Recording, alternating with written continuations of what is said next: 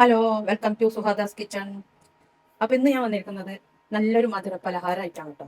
റവ കൊണ്ട് നല്ല അടിപൊളി നല്ല ടേസ്റ്റുള്ള ഒരു മധുര പലഹാരമായിട്ടാണ്. അപ്പോൾ അതിന് വേണ്ടി നമുക്ക് പാത്രത്തിലേക്ക് ഒരു 1.5 കപ്പ് ശർക്കര ഇട്ട് കൊടുക്കുക. ഇനി ഇതിലേക്ക് 3.5 കപ്പ് വെള്ളം ഒഴിച്ചെടുക്കാം. ഇനി ശർക്കര ഒന്ന് ഉരുകി വരട്ടെ. അപ്പോൾ ശർക്കര റെഡി ആയിട്ടുണ്ട്, ഉരുകി വന്നിട്ടുണ്ട്. ഇനി ഇതൊരു പാത്രത്തിലേക്ക് അരിച്ച് ഒഴിക്കുക.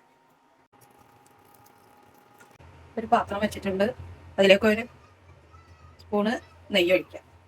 ഇതിലേക്ക് അണ്ടിപ്പരിപ്പിട്ട് കൊടുക്കും.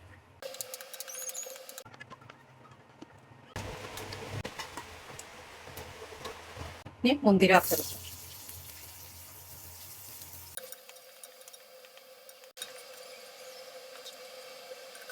ഇനി ഇതിലേക്ക് 1 കപ്പ് റവ ഇട്ട് കൊടുക്കുക.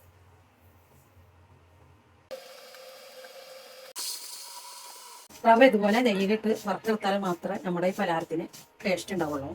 ഇതുപോലെ നന്നായിട്ട് വറുത്തെടുക്കുക. വറുത്തിട്ട് നമ്മൾ ഇങ്ങനെ പിടിച്ച് നോക്കുമ്പോൾ മണൽത്തരി പോലെ ഉണ്ടാവും. അപ്പോൾ ഇതിലേക്ക് 1/2 കപ്പ് നാളികേരം ഇട്ട് കൊടുക്കും. ഒരു 2 മിനിറ്റ് നാളികേരം ഇട്ടിട്ട് ഇതിങ്ങനെ വറുത്തെടുക്കാം.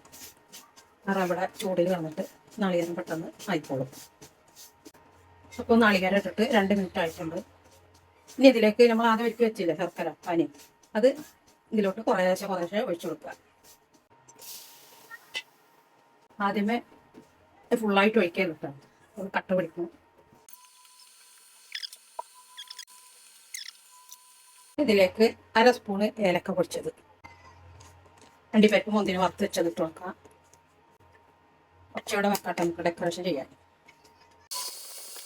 നമ്മുടെ പലഹാരം റെഡിയായി വരുന്നുണ്ട് കേട്ടോ. ഈ സമയത്ത് ഇതിലേക്ക് 1 സ്പൂണ് നെയ്യ് കൂടി ഒഴിച്ചു കൊടുക്കുക.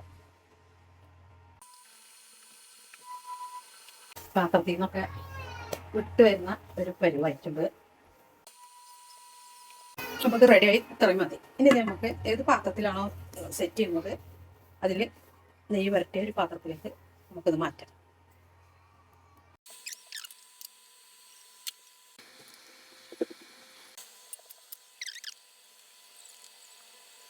ഇനി ഇത് തണുത്തതിന് ശേഷം നമുക്ക് കട്ട് ചെയ്ത് സെർവ് ചെയ്യാം.